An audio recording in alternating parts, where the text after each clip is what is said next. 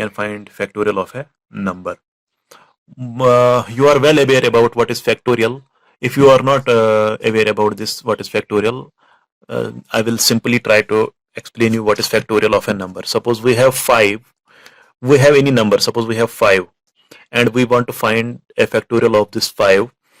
Factorial of this 5 will be equal to this 5 multiplied by this 5 minus 1, and that will be 4. This 5 multiplied by 4, and this 4 minus 1, that will be equal to 3, and that 3 we will multiply here, multiply by 3, and this 3 minus 1, that will be equal to 2, and this 2 we will multiply here, and this 2 minus 1, that will be 1, and we will multiply that 1 here, and this 1 minus 1, that will be 0. We will not multiply 0 here, because as if we multiply 0 here, the whole thing will become 0, because anything multiplied by 0 will become 0. Okay, so it is this condition is up to if it is greater than 0. If it is equal to 0, we have not to multiply with this. This will be equal to 5 multiplied by 4 is equal to 20. 20 multiplied by 3 is equal to 60. 60 multiplied by 2 is equal to 120. 120 multiplied by 1 is equal to 120. So 120 is the factorial of 5. So 120 is the factorial of 5. If we have to find the factorial of any number, we have to multiply same number with the same number minus 1, and that will be 4 here, in this case 4, and this 4 minus 1, that will be multiplied to above 2 product, that will be 3. 3 will be multiplied to 5 into 4 into 3, and 3 minus 1 is 2. 2 will be multiplied to previous product, that will be 5, 4, 3 multiplied by 2, and this will be multiplied by 1. So we will try to make a flowchart of this. So this should be done. This we are doing by ourselves, but this thing should be done with the help of flowchart, so that our system will be able to perform a factorial operation on any kind of number. So I will do one thing. I will start with this start. Then what will I do? I will read any number of which I have to find factorial. So I will read and assign it to x, say x. Okay. So suppose I have to find the factorial of 5. This 5 will be assigned to this x. Then what I am doing here? I am multiplying this 5, then multiplying this 4, then multiplying this 3, then multiplying this 2, then multiplying 1. Okay, so I have to multiply this x, whatever the value of x will be, I have to multiply it somewhere. So if I have what if I have multiplied this 5 here with 1? It will have same result, because anything multiplied by 1 doesn't matter, but anything multiplied by 0 will make whole term 0. So I will initialize any number 1, and suppose product, I will initialize product. Suppose P, I will initialize it to 1. Okay, I will initialize it to 1. Further, not P, I will write here F. F represents factorial. Okay, factorial. I will make factorial as 1 initially, because what will I do? Suppose I have to find the factorial of 5. I will do one thing. I will multiply this 5 to this 1. Okay, this will allow me like this. This will allow me to further multiply the decrements to this. So it will become 5. It will become 5, as anything multiplied by 1 is the number itself. Then I will make decrement to this 5. It will be 4. Okay, I will make decrement to this 5. It will be 4, and that 4 should be multiplied this with this f. So f is equal to last time whatever value of f will be, it is 5. F is equal to f multiplied by 4. Previous value of f is 5. 5 multiplied by 4, that is 20. F is equal to 20. Okay, Now after that, I will again decrement this 4 by 1, it will become 3, and I will multiply this 3 to this 20. So it will be again f is equal to f multiplied by 3. It will be f is equal to, previous f is 20, 20 multiplied by 3 is equal to 60. It will continue like this. So what will I do? I will read x.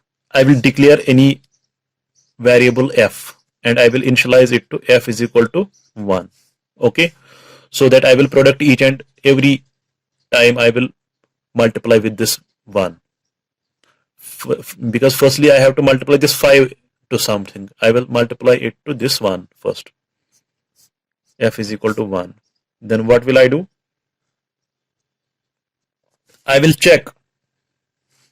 I will check whether this is not equal to 0, whether this f is not equal to, whether this x is not equal to 0, because if it is 0, there is no need to multiply it because it will make whole term as 0.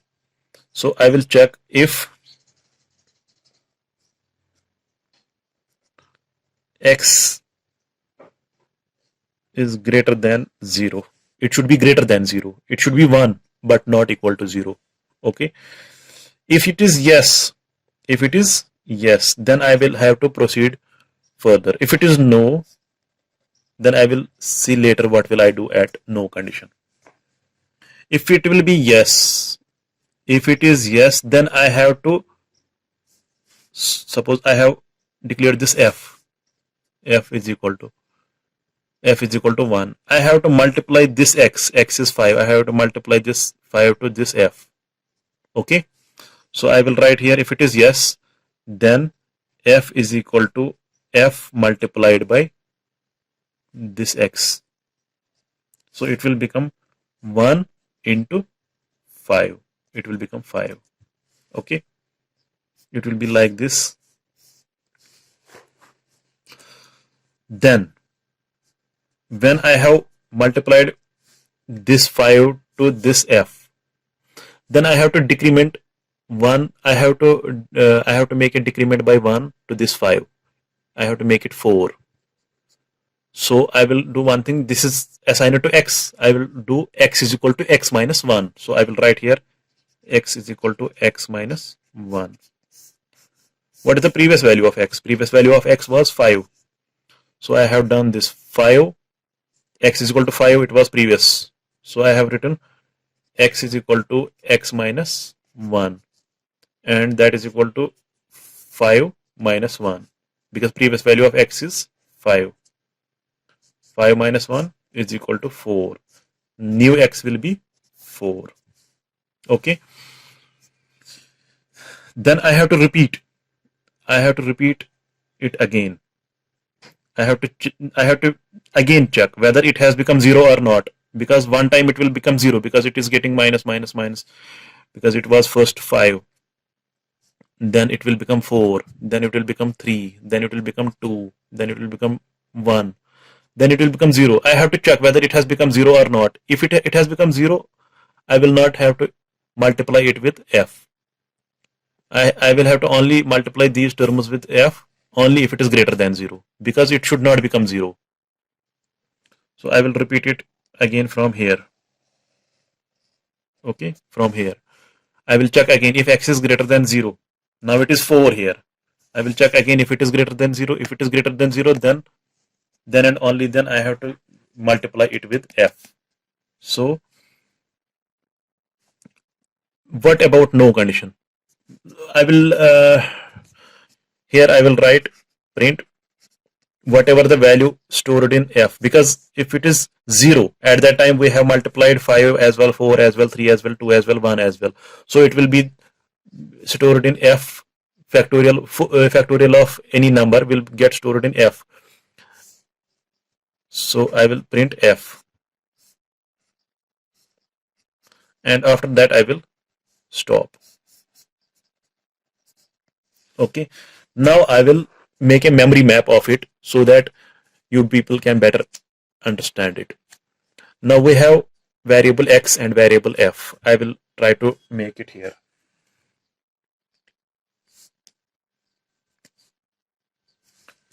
Variable x, and I will make variable x and variable f.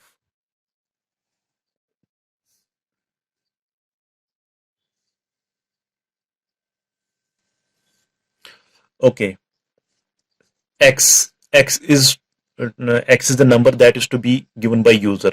Suppose in previous example we have given 5. I will again give 5. X has value 5. F is been initialized by me in flowchart as 1. So I will write f as 1. So now if x is greater than 0, yes, x is greater than 0 because x is 5, it is greater than 0. Then I have to find f is equal to f into x. F is 1. Now f will be updated as f into x. What is f? F is 1. So f is equal to f into x. F is 1. F is 1 into x is 5. That is equal to 5. So this will get replaced with 5. Now what will I have to do? X is equal to x minus 1. This x will be reduced to 4. This x will be 1 will be deducted from it. It will become 4. It will get decremented by 1. Okay. Then I have to repeat it again from here. I have to check whether this has not become 0 or not. If it is greater than 0, then and only then we have to multiply it further again with f and decrement x by 1. But if it is 0, then we have to stop and we have to write our factorial value that will be stored in f. Now, if it is 0, if it is greater than 0, if it is not 0, then f is equal to f into x. This f will be multiplied by this 4. It will become 20. 5 multiplied by 4. F is equal to f into x. 5 into 4. 5 into 4. That is 20. X is again decremented by 1. It will become 3. Okay. Then I have to again go here and check whether x is greater than 0. Yes, x is greater than 0. It is 3. Further, f is equal to f into x. F is equal to f into x. What is f? F is 20. 20 into x. It is 3 into 20. It will become 60. Okay. And x will be decremented by 1. It will become 2. It will again go here. It will be in cycle. It will again go here. It will check whether x is greater than 0. Yes, it is greater than 0 because it is 2. Yes, f is equal to f into x. 60 multiplied by 2. F is equal to f will be updated as f into 2. F into x. 60 into 2. That will be 120. And x will be x minus 1. It will become 1. It will again go here and check whether x is greater than 0. If it is greater than 0, then f is equal to f into x. Then f is equal to 120 into this 1. It will again be 120 and x will be decremented by 1 and it will become 0. Now, I can't multiply this 0 with this because it becomes again 0. Then we can't be able to find our factorial. It will become 0 and we didn't get our result. Our result is 120. But this is 0 now. What will I do? If it is 0, I will go here. If x is greater than 0, no, it is not greater than 0. It is equal to 0. It is now equal to 0 here. It is not greater than 0. So it will be towards this. It will approach towards this no. And we have to write print f. Whatever the value there is stored in this f variable, that is 120, that will get printed. And we have to stop then. This was the flowchart to find the factorial of a number.